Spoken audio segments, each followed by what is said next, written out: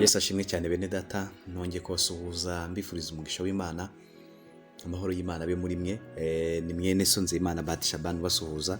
Dushimiye Imana ko yongeye kutwemerera kuduha umwanya kugira ngo twongere tuganire ijambo ry'Imana. Nagira ngo dusenge. Data, mu izina rya Yesu, tugushimiye kubw'ubuntu bwawe n'impano y'ubuzima duhaye. Tugushimiye kutwemereye kugira ngo uyu mwanya tuganire na bene data ijambo ryawe. Reka Mwuka Wera aherekeze ibyo tugiye kuvuga kugira ngo bigire umumaro ukomeye mu buzima bw'ababyumva, maze udushoboze gukomeza kuba maso no kwitegura kugira ngo uzaza gucyura itorero ryawe uzasange turi maso. Urakoze kubana natwe, mu izina rya Yesu twize kubikora, amen. Nagira ngo bene data tuganire ku ijambo ry'Imana numvise riri ku mutima wanjye. Nasomye, nari ndimo gusoma mu gitondo, hanyuma kandi rize kubafasha. Naje kwitegereza nsanga mu gihe turimo hano ku isi hakenera protokoli nyinshi cyane. Rimwe na rimwe ugasanga kugira kuva ku rwego rumwe ujya ku rundi bisaba kugira ngo ugere ku muyobozi mukuru uca ku nzego runaka, bakaguha audience, za rendezvous nyinshi zitandukanye. Ibintu byose ugasanga bifite ahantu binyuzwa kugira ngo bigere ku muntu. Ariko ikintu nabonye kimwe naje gutangarira, nuko kugera ku Uwiteka Imana yacu bidasaba protokole, cyangwa se kugira ngo Imana ivugane nawe ntabwo bisaba ngo hari umupasiteri, hari umukozi w'Imana runaka, hari umuntu bigomba guca kugira ngo bikugereho. Ahubwo iyo uyizeye, Bibiliya irambwira ngo umuntu wese yari muri Kristo Yesu aba ari icyaremwe gishya, kandi ijambo ryambwiye ngo abamwizeye bose bakizera izina rye yabahaye ubushobozi bwo kuba abana b'Imana. Umwana rero agera mu rugo, Imana ishimwe cyane. Umwana agera hehe? Agera mu rugo, kandi yigerera mu rugo adaciye kundi muntu ujya kumuvugira. Oya, ntabwo bisaba audience, ahubwo kuko ari umwana mu rugo, bibigira ute, biroroha. Ikindi, Imana ije kuvugana nawe, ikuvugisha nk'umwana mu rugo, ntabwo bisaba izindi protokole ngo izarebe umuntu wicaho. Ibi byagakwiye gutuma ugira ibyiringiro, kabone n'ubwo waba uri umukene, kabone n'ubwo waba uri mu buzima bubi, kabone n'ubwo waba udafite ijambo. Ariko ndagira nkubwire ngo nibura iyo ubwira Imana, Imana irakumva. Imana ishimwe. Kandi iyo ubwira Imana igutega amatwi ukuri kose, upfa kuza n'umutima wowe ubwawe, ukemera intege nke zawe, ukayivuga, ukabwiza Imana ukuri. Imana irakumva kandi ikibazo ufite ikacyakira. Dawidi yaravuze ngo Uwiteka azatunganya ibyanjye rwose. Imana ishimwe cyane. Nagira nkubwire ngo rero Imana yo ntimeze nk'abantu, no, ahubwo iratwumva. Niyo mpamvu mu gusenga, mu kwiganira nayo, udakwiye gucika intege, ukwiye gushyiramo imbaraga kuko ikumva.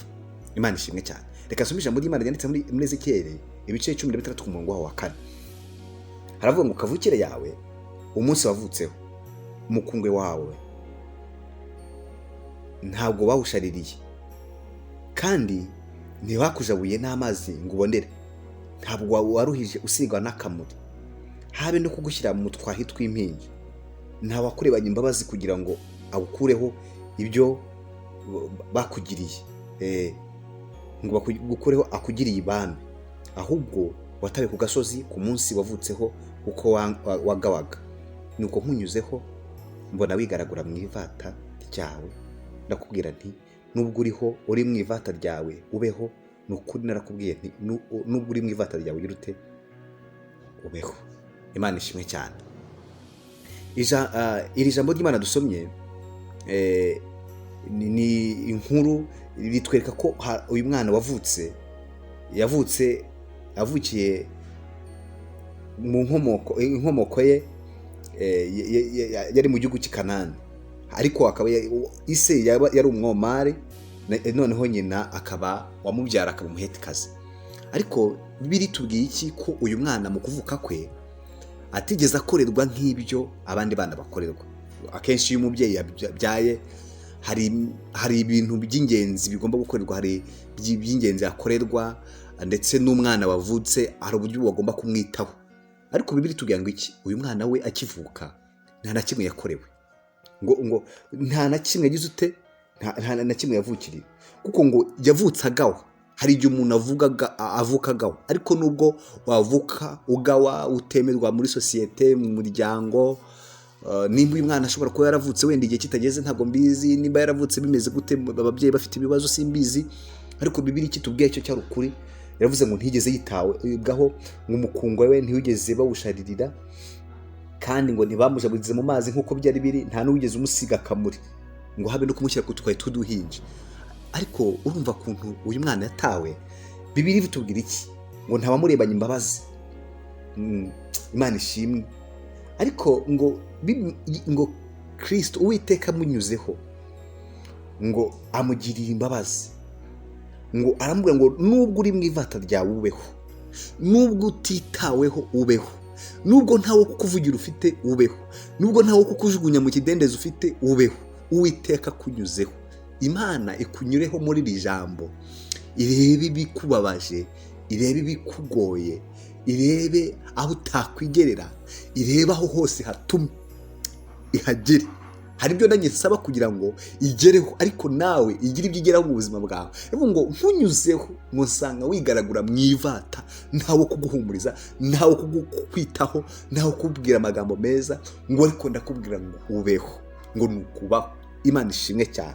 Ngo nukuri nyuze kuri wowe, ngo ndakubwira ngo ubeho, ngo nubwo uri mu ivata ryawe, nubwo ntawe ukwitayeho, nubwo ntawe wakugeza ibwami, nubwo wabuze ugukemura ikibazo, nubwo ikibazo cyawe wakirutse igihe kinini kikanga, ariko Uwiteka aravuze ngo nigikemuke. Imana ishimwe. Haleluya. Iravuze ngo ubaho nubwo waciwe gupfa, nubwo banzuye kupfa, nubwo abarozi bagerageje bikanga, ariko ubu buhanuzi n'ubwawe. Imana ishimwe cyane. Imana iravuga ngo ubeho. Imana iravuze ngo ubeho, nubwo nta byiringiro, nubwo nta nzira, nubwo ntaho kukujugunya mu kidendezi. Bibiliya itubwira ijambo ry'Imana, Yesu ngo agera ku kidendezi cy'Ibetesida, ngo hasanga ngo umuntu wari uharyamye, ngo arwaye, afite indwara y'imara imyaka 38.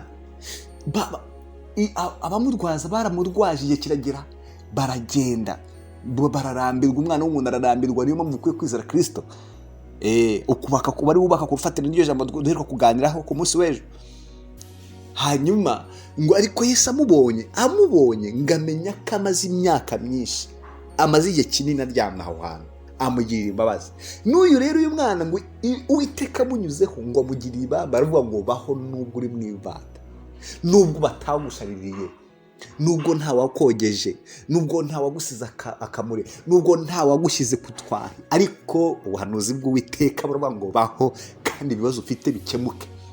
Imana ishimwe. Icyamukumva ubuhanuzi, Imana ikugirire neza kandi ntugire ikibazo. Ntabwo kugera kuri yo noneho biri bwasabe za protocole, ntabwo kugira ngo ivugane nawe iri bwasabe umuntu wundi iri bwakeho.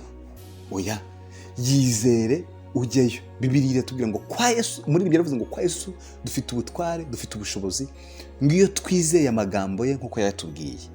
Imana ishimwe ko iyo wizeye Kristo akugirira neza kandi ubuzima bwawe bukayoborwa nawe.